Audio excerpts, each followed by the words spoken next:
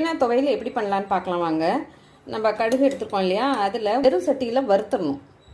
வெறும் சட்டியில் வறுத்தோம்னா அந்த ஃப்ளேவர் கடுகோட வாசம் ரொம்ப நல்லாயிருக்கும். நல்லா வெறும் சட்டியில் வறுத்துட்டோன்னா நல்லா பொரிஞ்சிடும். பொரிஞ்சோன்னா காமிக்கிறேன் பாருங்கள். பாருங்கள், படப்படப்படான்னு வெடிக்குது.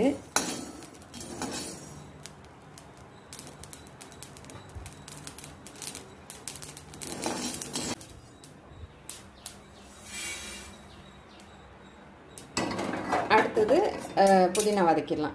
உளுத்தம்பருப்பு இதெல்லாம் வதக்கிறத காமிப்போம்.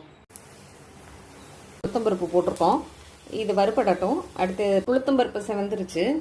இதை நம்ம ஒரு பிளேட்டில் மாற்றிக்கலாம். கட் பண்ணி வச்சுருக்கோம் இல்லையா, கட் பண்ணி தான் போடணும். பச்சை மிளகாய் கட் பண்ணாமல் போட்டால் வெடிச்சிடும். இப்போ அது வதங்கினோன்னே இஞ்சி போட்டுக்கலாம். பாருங்கள், 2 கை.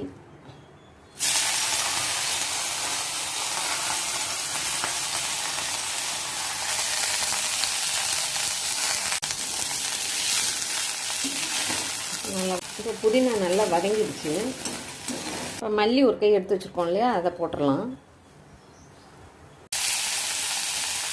ஏன் தனித்தனியாக போடுறோம்னா, மல்லியில் தண்ணி ஜாஸ்தி இருக்கும், புதினாவில் அந்தளவுக்கு தண்ணி இருக்காது. அது இது வதங்கிறதுக்குள்ளே அது கருக்கிடும். அதனால தான் நம்ம தனித்தனியாக போட்டு அடுத்து கருவேப்பிலையை போட்டுருவோம்.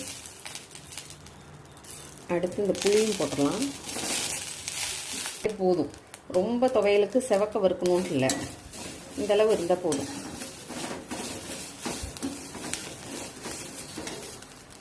இப்போ இந்த நம்ம ஆற வச்சுருக்கோம் இல்லையா, இது எல்லாத்தையும் இதில் போட்டு சும்மா ஒரு 5 நிமிஷம் அடுப்பு ஆஃப் பண்ணியாச்சு. இதில் அப்படியே வச்சுருவோம். போட்டுட்டு காமிக்கிறேன் பாருங்கள். புதினா துவையலுக்கு எல்லாம் மிக்சியில் போட்டாச்சு. தேவையான அளவு உப்பு இதையும் போட்டு அரைச்சிடுவோம். கொஞ்சமாக தண்ணி ஊற்றி அரைக்கணும், ரொம்ப தண்ணி ஊற்றிடக்கூடாது. துவையலுக்கு கெட்டியாக இருக்கணும். இந்த அளவுக்கு தான் அரைச்சிருக்கணும் துவையல். இப்போ பாத்திரம் மாற்றிட்டு காமிக்கிறேன் பாருங்கள். கிண்ணத்தில் மாற்றிட்டு காமிக்கிறேன் பாருங்கள். புதினா துவையல் முடிஞ்சிடுச்சு பாருங்கள். இது சாதத்துக்கு, சூடான சாதத்தில் போட்டு சாப்பிட்லாம். தயிர் சாதத்துக்கு தொட்டுக்க ரொம்ப நல்லாயிருக்கும். உடம்பு சரியில்லாதவங்களுக்கு இந்த புதினா துவையல் செஞ்சு குடித்தா அது நாக்குக்கு ரொம்ப நல்லாயிருக்கும்.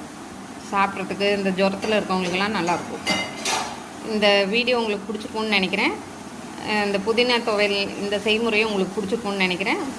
லைக் பண்ணுங்கள், சப்ஸ்கிரைப் பண்ணுங்கள். சப்ஸ்கிரைப் பண்ண எல்லாருக்கும் நன்றி, லைக் பண்ண எல்லாருக்கும் நன்றி. தேங்க்யூ.